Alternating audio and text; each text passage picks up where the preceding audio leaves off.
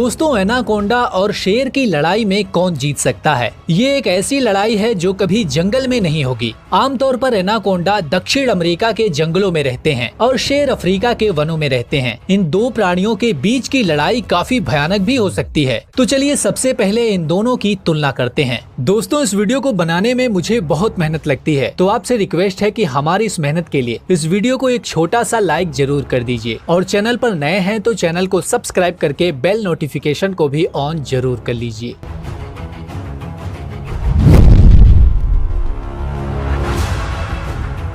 दोस्तों, हम आए दिन अक्सर 10 से 15 मीटर सांपों के बारे में पढ़ते या सुनते रहते हैं, परंतु वैज्ञानिक तौर पर साबित किया गया है कि एनाकोंडा की लंबाई मात्र 7 मीटर थी और उसका वजन 200 किलोग्राम था। सामान्य रूप से एनाकोंडा की लंबाई 3 से 5 मीटर तक होती है और वजन लगभग 30 से 100 किलोग्राम तक होता है। एनाकोंडा की तुलना में सिर्फ अजगर लंबे होते हैं, किंतु वो एनाकोंडा से ज्यादा ताकतवर और भरावदार नहीं होते। अजगर छोटे शिकार का पीछा करते हैं, जबकि एनाकोंडा बड़े प्राणियों का शिकार करते हैं।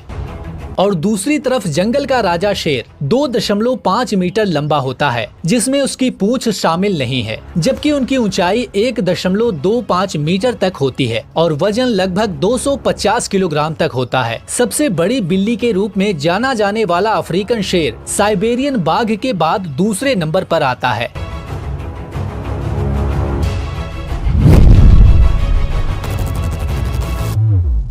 दोस्तों, एनाकोंडा विषैले नहीं होते। ये अपने शिकार को जकड़कर मार डालते हैं। जब तक कोई भी प्राणी उसके पास से गुजरता नहीं, तब तक वह पानी के अंदर छिपे रहते हैं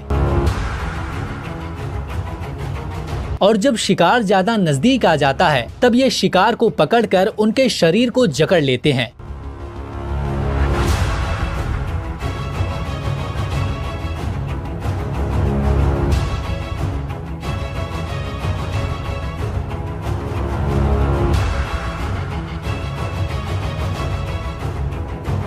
और उन पर अपना दबाव बढ़ाते हैं, जिससे कि उस शिकार का रक्त प्रवाह बंद हो जाने के कारण उसकी मृत्यु हो जाती है। और दूसरी तरफ शेर लड़ाई करने के लिए अपने पंजों और दांतों का इस्तेमाल करते हैं। शेर के कुल 30 दांत होते हैं और उन दांतों में से सबसे खतरनाक दांत आगे वाला दांत होता है, जो 6 सेंटीमीटर लंबा और नुकीला होता है, जिसे शेर अपने शिकार की गर्दन पर धंसा देता है और जब तक उस शिकार की सांस रुक न जाए तब तक उसे दबाता रहता है।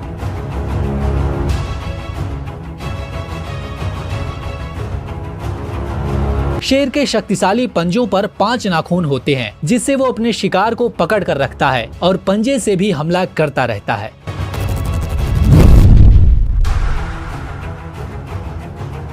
दोस्तों, एनाकोंडा वास्तव में एक दैत्य के रूप में होता है और अपने से ज्यादा वजन के प्राणी जैसे कि हिरन को भी वो आसानी से मार सकता है। एनाकोंडा पानी में अच्छी तरह तैर सकता है, इसीलिए वो अपने शिकार को नदी में खींचकर ले जाने की कोशिश करता है और फिर वहाँ उसे मार डालता है। पानी उसका सबसे बड़ा साथी है। दोस्तों, सांप के जबड़े ज्यादा शक्तिशाली नहीं होते हैं। एनाकोंडा अपने शिकार को लिपटने के लिए ही अपने दंश का इस्तेमाल करते हैं। दूसरी ओर शेर ज्यादा ताकतवर और मजबूत होते हैं और वो अपने से बड़े और भारी कद के प्राणियों को भी मार सकते हैं। एक भैंस का वजन लगभग आधा टन तक होता है, पर शेर अपनी कौशल्यपूर्ण लड़ाई से उन पर हावी हो जाता है और उनकी गर्दन पर अपने जबड़ों की पकड़ मजबूत बनाने के लिए वो उस पर निर्दयता से टूट पड़ता है।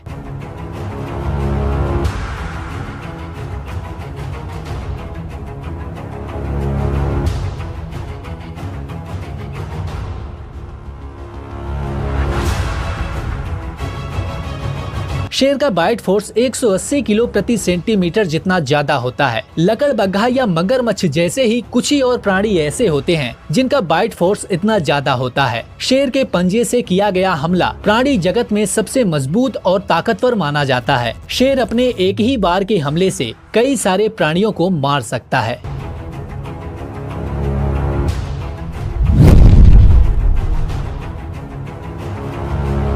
एनाकोंडा अपने शरीर पर किए गए हमले के बचाव में कुछ नहीं कर सकता, क्योंकि इनकी चमड़ी बहुत ही पतली होती है, जो कि मुश्किल से उनकी सुरक्षा करती है और उनकी मांसपेशियां विशाल व लचीली होती हैं, जिससे जब उन पर हमला होता है तब वो उस हमले का अच्छी तरह से सामना कर सकते हैं। एनाकोंडा का छोटा सा मस्तक उनकी सबसे बड़ी कमजोरी होती है, जिससे वो पूरी तरह से निस्सहाय होता है। इसीलिए जब एनाकोंडा पर हमला होता है तो वो अपने सिर को बचाने के लिए उसके चारों तरफ अपने शरीर का घेरा बना लेता है और अपने सिर को छुपाकर अपने आप को बचाने की कोशिश करता है।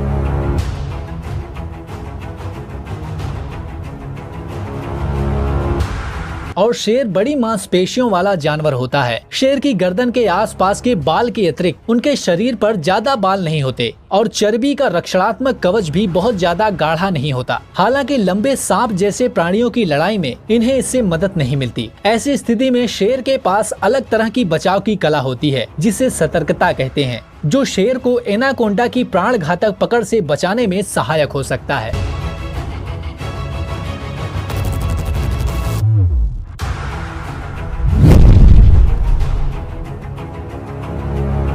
दोस्तों, एनाकोंडा पानी में अच्छी तरह चल सकता है और पानी में वो तेज गति से तैर भी सकता है, जबकि जमीन पर वह धीमी गति से चल पाता है।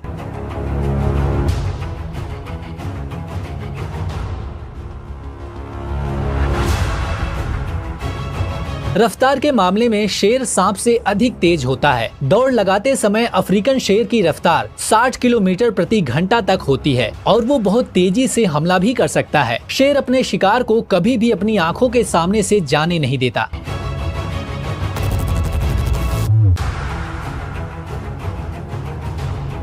हर एक आहट पर शेर सतर्क हो जाता है। दोस्तों, एनाकोंडा और शेर का सामना तब होता है जब वे दोनों एक ही जगह पर रहते हों। वो स्थान नदी का किनारा भी हो सकता है, जहां पर सांप अपने शिकार की तलाश में बैठा रहता है और वहीं पर खूंखार शेर अपनी प्यास बुझाने के लिए भी जाता है, जहां दोनों का सामना हो सकता है और दोनों अपनी अपनी ताकत दिखा सकते हैं। सांप कभी भी शेर पर पहले हमला नहीं करता, क्योंकि इससे सांप को खतरा रहता है। ज्यादातर जब शेर को खतरे का आभास होता है तो वो ही पहले सांप पर हमला करता है। दोस्तों, इस वीडियो में आप देख सकते हैं कि शेर सांप को पानी से बाहर निकालकर जमीन पर लाने की कोशिश करता है, जिससे कि सांप घायल भी हो सकता है और वो आगे की लड़ाई में असमर्थ भी हो सकता है।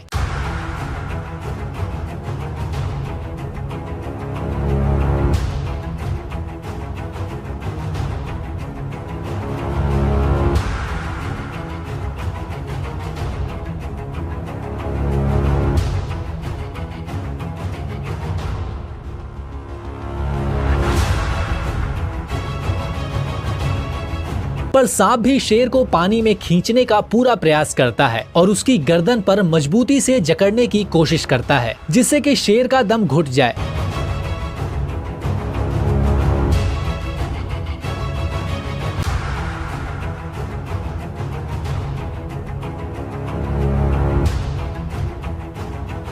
पर सांप भी अपने आप को खतरे में डालना नहीं चाहता, इसीलिए वह अपने सिर को शेर से दूर किए रहता है और दूसरी तरफ शेर भी अपने मजबूत दांतों की पकड़ और खरोंच से सांप के चंगुल से मुक्त होने का प्रयास करता है, जिससे कि वो फिर से सांस ले सके।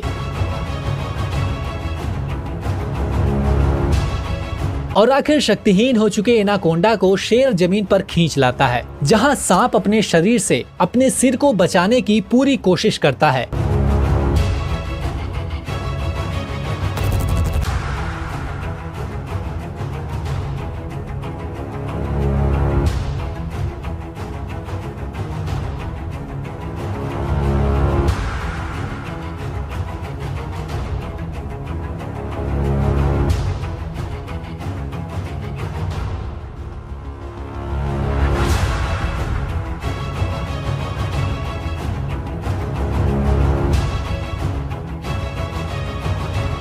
लंबी लड़ाई के बाद सांप अपने शरीर पर हुए हमलों की वजह से अपना दम तोड़ देता है और इस लड़ाई में शेर जीत जाता है।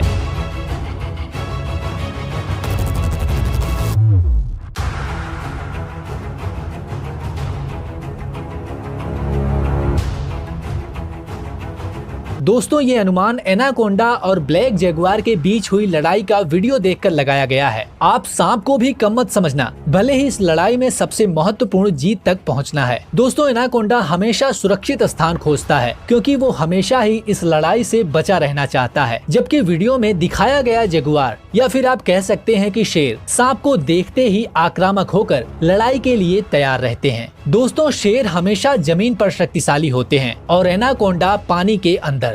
दोस्तों आपको क्या लगता है कि इन दोनों की लड़ाई में जीत किसकी होगी? अपने महत्वपूर्ण विचार हमें कमेंट करके जरूर बताएं। और दोस्तों इस वीडियो को बनाने में हमें बहुत ही मेहनत लगी है, इसीलिए हम आपसे एक लाइक और एक शेयर की उम्मीद जरूर करते हैं। आपसे रिक्वेस्ट है कि वीडियो को लाइक और शेयर जरूर करें और साथ ही इस तरह के और भी इंटरेस्टिंग वीडियो देखने के लिए हमारे channel Honour of Thoughts Hindi को सब्सक्राइब करना बिल्कुल ना भूलें। और सब्सक्राइब करने के बाद उसके बगल में दिख रही घंटी के निशान पर क्लिक करके ऑल नोटिफिकेशन को भी ऑन जरूर कर लें, जिससे जब भी हम कोई नई वीडियो अपलोड करें तो उसकी नोटिफिकेशन आप तक आसानी से पहुंच सके और आप उस वीडियो को आसानी से देख सकें। धन्यवाद।